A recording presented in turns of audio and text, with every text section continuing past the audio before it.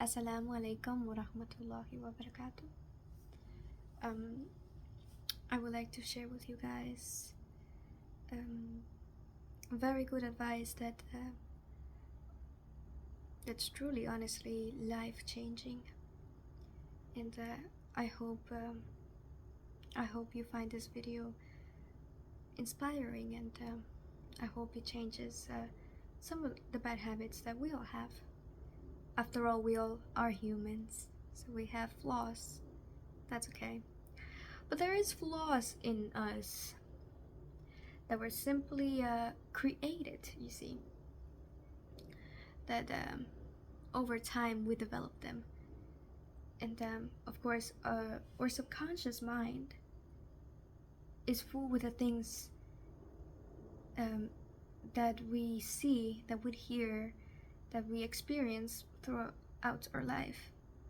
So it's the things that we see, that we hear, the things that we feel, that we smell, that we eat, that really truly, in a way, make us who we are. And the subconscious mind has all that information down, more than you think, really. The conscious mind doesn't have that much information. Think of your subconscious mind as the one who keeps all the files of everything. If moments of that you don't even remember. Let's say, for example, one time you were eating in a restaurant, right, with your family, and there's a song playing in the background. Now you're not paying attention to the song. You're not paying attention to the song. When you go home, you're ready to go to sleep. So you're preparing yourself. You did your wudu. You're doing your skincare, and then you start humming the song. You go, but you don't know this song. That's your subconscious mind right there. You see, the subconscious mind picks things like up. Things that we don't even pay attention to. You think you're not paying attention to, but your mind is always alert, and so that's something very interesting. An experience I had a long time ago was there was this history video talking about the Bronze Age and their obsession with gold. You know, and I wanted to watch it, so I thought I saved it to my watch later on YouTube, but I didn't. So when I went back to YouTube, I was looking for it. I couldn't find it. I was like, no, I lost it. So I tried my best to find it. But I couldn't remember the title of the video. So I was there struggling for like about 15 minutes trying to find the video. Couldn't find it at the end. Gave up. Decided to take a nap. While I was napping, I had a dream. And in my dream, I grabbed my phone. I went to YouTube, and that video was right there with the title, with everything.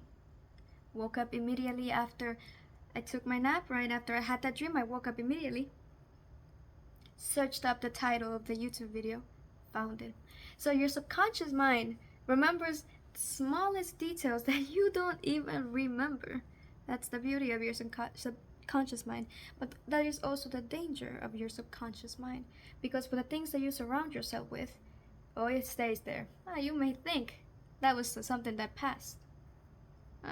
Oh no, it's there. Everything. As a matter of fact, my subconscious mind is right now recording everything that's happening. Now, by tomorrow, I will not remember nothing. Niente, like the Italians say. Nada, like the Spanish say. Nothing at all. I do believe the French say rien, rien. I could be lying though. So that's the thing. So, now, the message of this video is words, and the power the words have. Everywhere you go, there's words. Everywhere you go, there is words. As you speak words. Right? So, there's a danger that comes when you speak, and that is the usage of words. You have to find the correct words that fit in the situation that you are in all times, because easily a situation can be made more hard because of what you choose to say, and how you choose to say it. So once you understand truly the power of words, you stay quiet. Oh, yes. Those who are quiet, those who stay silent, oh, those are full with wisdom. You see, the moment you crave wisdom is the wisest moment of your entire life. And it's the wisest you will ever be. But you have to understand that a wise person does not speak. A wise person listens. I have always found out that the people who do not talk always are the smartest. And that's why I liked those when I was in high school. I would associate with myself with those kids because I knew, that person doesn't talk too much. That person has something special. When you don't need to speak, because technically you really don't need to speak. You only choose to speak. Why do you choose to speak? Sometimes we're simply there. We just want to be part of something, but is it really worth it? What if you, and it's not to be scared or anything, but you just simply do not know. It's better to avoid situations like that and just stay quiet. As a matter of fact, when I'm with a group of people, I don't speak a lot. Mostly because I don't like kind of relate with them, which is kind of sad. Because they start talking about other things, and I'm like, what? Not that I'm like special or anything like that. It's just in my certain situation, I cannot find myself to relate with them. So I do not ever try to get in the conversation. No, I listen to them. And I advise you to listen to them. Now, if you find a group of friends that you can relate to, go ahead, speak with them. They're your friends. But this is just to give a little example of my situation. I hope one of these days I'll find myself relating to them. You know, maybe it's just because I just met them. Anywho, the point is, words are really important. And as a Muslim, sorry, I don't know why I said Muslim. As a Muslim, it's very important for you to truly, truly, truly, truly study words. Literally, just go to a dictionary. All right, start reading. Reading is so beneficial. Allow me to give you a little story. When I was in high school, there was a book that we had to read, and we chose our book. And the book that I chose to read, because it was like a month of reading challenge, something like that. And we had to do a project about it. Oh, so tedious. That's what it was. But I chose the book Pride and Prejudice. Now, Pride and Prejudice, I believe Jane Austen is the writer. What was the writer, or is the writer? She's gone now. She's not of this world. She's not of the living no more. I do not know, but she's the writer. And Jane Austen was a woman of, I believe, the 19th century. I could be incorrect, but this is time. I could be so incorrect. No. As a matter of fact, it was not that. It was. If you ever seen the Bridgerton show, and my mom and my sister used to like it. Their certain dressing is the era that Jane Austen used to live in. I'm sorry, I don't know much about this era. I'm not a big fan of it, so I apologize. But this woman, she's not from this century, right?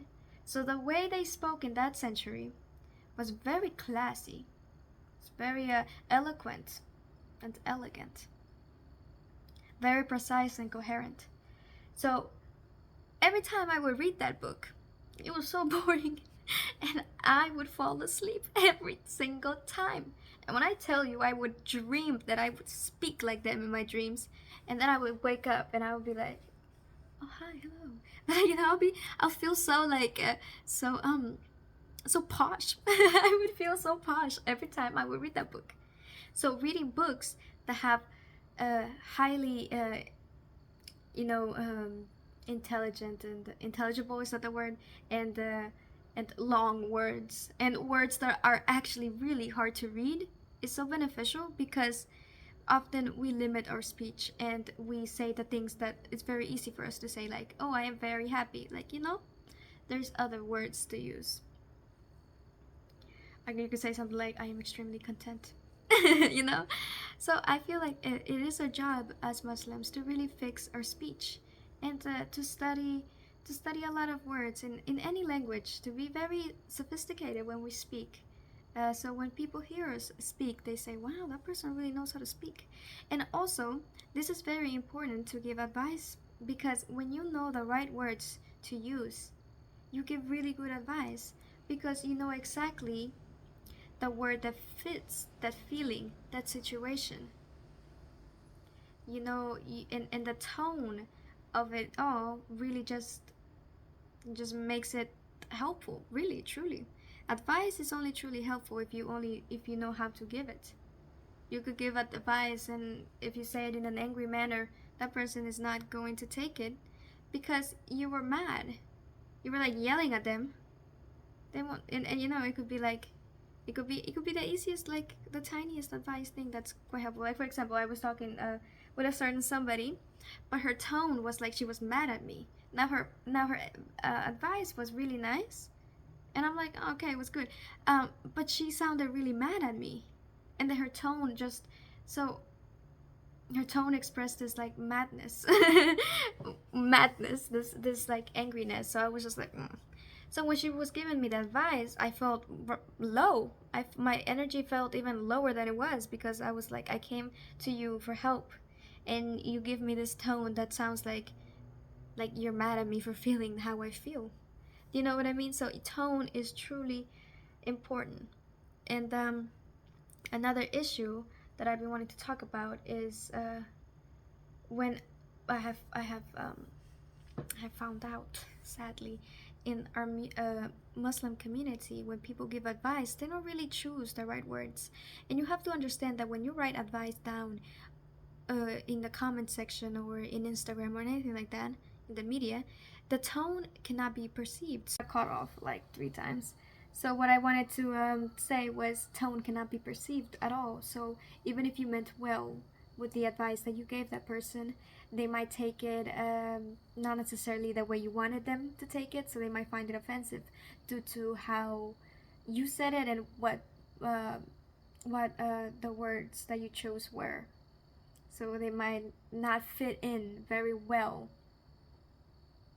uh, and may be taken as an offense. Be taken as an offense.